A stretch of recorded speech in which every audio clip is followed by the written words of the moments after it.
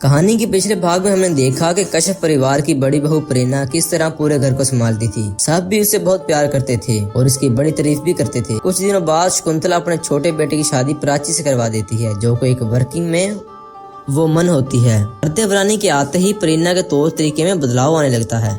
उसे लगता है कि कहीं सारे काम का बोझ उसी पर ना आ जाए, पर प्राची ऐसा नहीं होने देती। वो ऑफिस के साथ साथ घर का आधा काम भी संभालना शुरू कर देती है। पर कुछ दिनों बाद प्राची के ऑफिस के टाइम में बदलाव के कारण ना ही वो सुबह का नाश्ता ठीक से बना पाती और ना ही रात के खाने में प्रेरणा की मदद कर पाती और घर के सारे काम का बोझ प्रेरणा पर ही आ जाता। पहले दिन तो प्रेरणा सब कुछ बर्दाश्त कर लेती है, पर उसके बाद सभी रात के खाने पर बैठे हुए थे और मौके के फायदा उठाती हुई प्रेरणा कहती है के साथ ना होने से आपकी खुराक तो आधी हो गई है दीवर जी। नहीं, ऐसी कोई बात नहीं है भाभी। अच्छा, तो अब आपकी पत्नी अगर रोटियां नहीं बनाएगी तो क्या मेरे हाथ की रोटियां नहीं खाएंगे? अब पहले तो मेरे हाथ की रोटियां खाते थे ना, अब बीवी आ गई तो भाभी की रोटियां अच्छी नहीं लग रही। अच्छे से खाना खाइए अब देवर जी, वरना प्राची क्या कहेगी, मुझे आने में देर क्या होने लगी। सबने मेरे पति पर ध्यान देना ही बंद कर दिया। वैसे बहू को आजकल इतनी देर क्यों हो रही है? सवेरे जल्दी चली जाती है, रात को देर से आती है। आपको तो पता ही होगा ना देवर जी की देवरानी को देरी क्यों होती है, उन्होंने आपको तो बताया ही होगा ना। प्रेरणा की बात सुनकर गोरू के खाने का नवाला ही सिरक जाता है और उसे खांसी आने लगती है। प्रेरणा फौरन उसे पानी का गिलास पकड़ाती है। कोई बात अगर मन में खटकने लग जाए तो इसे यूं मन में रखने से अक्सर खांसी ही आती है देवर जी। और ये थी सबसे पहली शक की बीज जो प्रेरणा गोरू के मन में बो चुकी थी। रात को प्राची 11 बजे तक अपने घर आती है और खाना खाकर फिर से हाल में बैठकर काम में लग जाती है। कमरे में बैठा हुआ गोरू लगातार इसका इंतजार कर रहा था। आज खाने के बाद प्राची कमरे में नहीं आई। ऐसा क्या काम है जो खत्म ही नहीं हो रहा?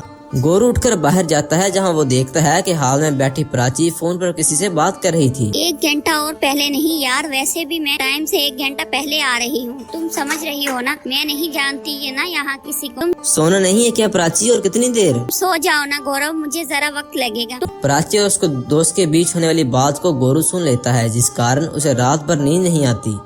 सुबह वो देखता है कि काल के मुताबिक प्राची उठकर बजाय 7 बजे ही ऑफिस निकल पड़ती जाती है नाश्ते के टेबल पर। अरे वाह, इतने दिनों बाद नाश्ते में 3 तरह की सब्जी बनी है। क्योंकि अब एक सब्जी भी बनाने की फुर्सत नहीं है ना प्राची को। सारा नाश्ता फिर मैंने नहीं बना लिया। अरे देवर जी, आपकी आंखों के नीचे तो काले घट्टे पड़ गए हैं। रात को अच्छी नींद नहीं हो रही, होगी भी कैसे?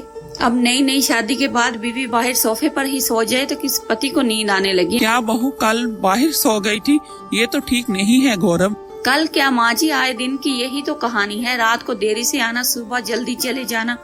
मैं तो सब कुछ देखकर ही चुप रहती हूँ माँ जी, वरना सबको लगेगा कि देवरानी की कमाई से जेठानी को जलन हो रही है। ज्यादा से ज्यादा ही क्या ही होगा। पहले मैं 5 लोगों का खाना बनाती थी, अब मैं 6 लोगों का खाना बना लूंगी। बस डर इस बात का है कि अगर झूठ का नतीजा कुछ और ना निकल जाए। 15 दिनों से मैं देख रही हूँ कि प्राची किसी लड़की से फोन पर बात करती रहती है। आपने भी नोटिस किया है कि प्राची किसी से फोन पर बात करती है? अरे ऐसा भी क्या काम जो रात को ही फोन पर ही हो पाता है। अरे शशान नाम है इसका, सुबह भी इससे बात कर रही थी। एक हाथ से फोन पकड़े, दूसरे हाथ से ब्रश कर रही थी। अरे ऐसा कौन सा ऑफिस का कलीग है जो सुबह सुबह ही फोन कर देता है? ऐसा भी क्या काम करवाना बीवी से? बेटा जरा लगाम कस ले, कुछ हो गया तो पूरे मोहल्ले में हमारी बदनामी हो जाएगी। उसी रात जब प्राची ऑफिस से वापस आती है, गौरू उससे बारे में बात करता है। कितना कमा लेती हो तुम? मुझसे तो कम ही है ना। सैलरी तुम्हारी, तुमसे ज्यादा काम का प्रेशर मुझ पर है। मैं तो घर में सही वक्त पर आ जाता हूँ। ऐसा क्या काम कर रही हो तुम? किसी कंपनी की CEO नहीं हो जो ऑफिस के टाइम के बाद भी तुम्हें ऑफिस में रुकना पड़ता है? तुम पागल हो गई हो क्या गौरव? ये सब क्या कह रहे हो तुम? मेरे ऑफिस के टाइम में चेंजिंग हुए हैं, जिस कारण मुझे ऑफिस जल्दी जाना पड़ता है और आने में देरी हो जाती है। और ऑफिस वालों ने ही कहा होगा कि बदले हुए टाइमिंग से भी 1 घंटा पहले आ जाओ। मेरा मुंह मत खरवाओ प्राची, अब से कोई जरूरत नहीं ऑफिस जाने की। ठीक है, 2-3 महीने रुक जाओ। कमरे के बाहर खड़ी प्रेरणा ये सब सुन लेती है और सुबह प्राची के ऑफिस जाने के बाद गौरू से कहती है, 3 महीने बाद तलाक के कागजात आपको थमा दिए जाएं। देवर जी जरा ध्यान रखिएगा। ये सुनते ही प्राची के सच के पर्दाफाश गोरू उसके पीछे उसके ऑफिस चला जाता है, जहां वो देखता है कि शीशान नाम के एक लड़के के साथ प्राची बैठकर हंस कर बात कर रही थी। अब बताऊं शेजान भाई, इतना प्रेशर बना दिया है बॉस ने, ऊपर से हमारे ग्रुप के लीडर बन गए हैं। तुम जो हम सबको समय से 1 घंटा पहले ही बुलाकर एक्स्ट्रा काम करवा रहे हो। अरे भाई हो या कसाई, अपनी बहन पर कौन डालता है इतना प्रेशर। प्रोजेक्ट मुझे जमा नहीं करना यार। तुझे तेरे ससुराल भी देखना पड़ता है, इस कारण मैं तुझे सिर्फ 1 घंटा पहले ही बुला रहा हूँ। बाकी सब तो सुबह 6 बजे ऑफिस आ जाते हैं। देख, अगर हमारे ग्रुप की प्रेजेंटेशन बेस्ट हुई ना तो हम 5वीं का प्रमोशन हो जाएगा, समझ रही है ना तू? सैलरी डबल हो जाएगी तेरी। अरे तेल लेने गई तेरी सैलरी, 3 महीने के बाद सब ये प्रोजेक्ट सबमिट हो जाए फिर मैं रिजाइन कर दूंगी। सारा काम, घर का काम मेरी जिठानी पर आ गया है। मेरे हस्बैंड को भी मेरी टाइमिंग से प्रॉब्लम हो रही है। अब मेरी शादी हो चुकी है, इतना समय मैं ऑफिस में नहीं दे सकती यार। मेरे लिए मेरा ससुराल पहले, काम बाद में। अपनी भाभी के बहकावे में आकर प्राची के पीछे आ गए गौरव की आंखों से पट्टी हमेशा हमेशा के लिए हट जाती है। उसे अपनी सोच पे बड़ी तरस आती है और वहाँ से वो वापस लौट कर घर आ जाता है। इसीलिए लोग कहते हैं आधा सच पूरे झूठ से भी ज्यादा खतरनाक होता है। ये सब क्या कर दिया मैंने? क्या हुआ देवर जी, आपके चेहरे का रंग क्यों उड़ा हुआ? देख कर आया होगा ना अपनी पत्नी के कारनामे।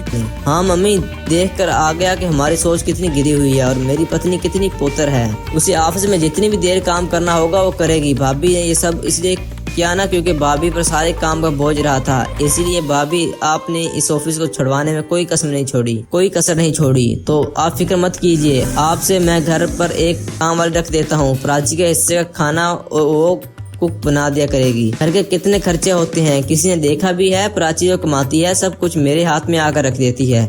उसकी कमाई से सब कुछ सही से मैनेज हो पा रहा है, वरना घर की EMI, बिजली का बिल, ये सब कैसे मैनेज हो पाता। भैया की जॉब के हुए 6 महीने हो चुके हैं। कभी प्राची ने पूछा कहाँ खर्च हो रहे हैं पैसे? आज के बाद कोई इससे कुछ नहीं पूछेगा। गौरू की बात सुनकर सभी के मुंह पर पट्टी लग जाती है। प्रीना शर्म से अपनी नजरें भी ऊपर नहीं कर पाती। ये क्या किया प्रीना, तूने क्या कर दिया? माँ जी, मुझसे कोई गलती हो गई। देवरानी के आने के बाद सब कुछ मुझे ही करना पड़ रहा था तो मुझसे बर्दाश्त नहीं हुआ। आप लोगों के सामने मैं बुरी नहीं बनना चाहती थी, इसलिए दूसरा रास्ता अपनाना पड़ा मुझे माफ कर दीजिए। मैं प्राची से भी माफी मांगूंगी। अनजाने में न जाने मैंने क्या कर दिया।